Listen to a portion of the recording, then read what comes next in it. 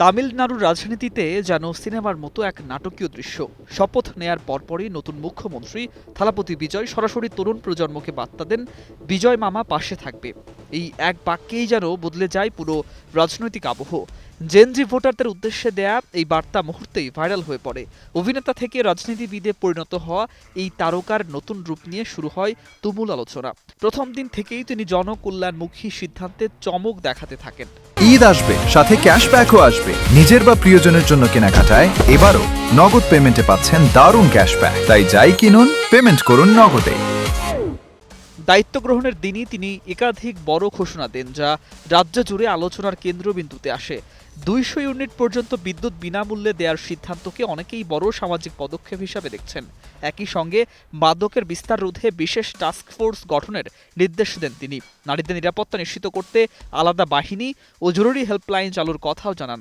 শিক্ষা, স্বাস্থ্য ও পানি সহ মৌলিক খাতে অগ্রাধিকার দেওয়ার প্রতিশ্রুতি দেন তিনি। এসব সিদ্ধান্তকে তিনি জনগণের অধিকার রক্ষার প্রথম ধাপ হিসাবে তুলে ধরেন। চেন্নাইয়ে শপথ গ্রহণের পর দেয়া ভাষণে তিনি সাধারণ মানুষের পক্ষের রাজনীতি করার অঙ্গীকার পুনর্ব্যক্ত করেন। নিজের পরিচিত তামিল সম্বোধন দিয়ে বক্তব্য শুরু করে তিনি আবেগঘন পরিবেশ তৈরি করেন।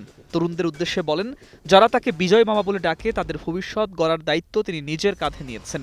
একই সঙ্গে পূর্ববর্তী সরকারের আর্থিক চাপ ও ঋণের বোঝার কথাও উল্লেখ করেন তিনি। তবে প্রতিশ্রুতি দেন, জনগণের অর্থের স্বচ্ছ ব্যবহার নিশ্চিত করা হবে। তার এই বক্তব্যে একদিকে আশা, অন্যদিকে রাজনৈতিক চাপ দুটোই স্পষ্ট হয়ে ওঠে।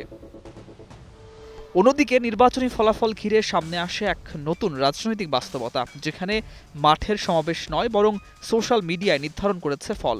বিশ্লেষকদের মতে এই নির্বাচন ছিল ভারতের রাজনৈতিক ইতিহাসে ডিজিটাল প্রচারণার এক অনন্য উদাহরণ। ইউটিউব, ফেসবুক ও ইনস্টাগ্রামের রিলস ভোটারদের মানসিকতায় বড় প্রভাব ফেলে। বিশেষ করে তরুণ প্রজন্মের মধ্যে এই অনলাইন ঢেউ ব্যাপক সাড়া ফেলে। ফলে প্রচলিত প্রচারণার ধরন কার্যত নতুনভাবে বদলে যায়।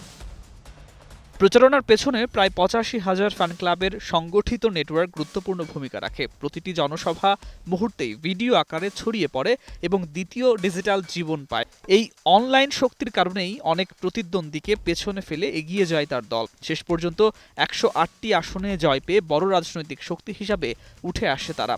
পরে জোটগত সমর্থনে সরকার গঠন করে মুখ্যমন্ত্রী হন থালাপতি বিজয়। তবে এখন সবচেয়ে বড় প্রশ্ন, এই ডিজিটাল জনপ্রিয়তাকে তিনি কতটা বাস্তব প্রশাসনে রূপ দিতে পারবেন।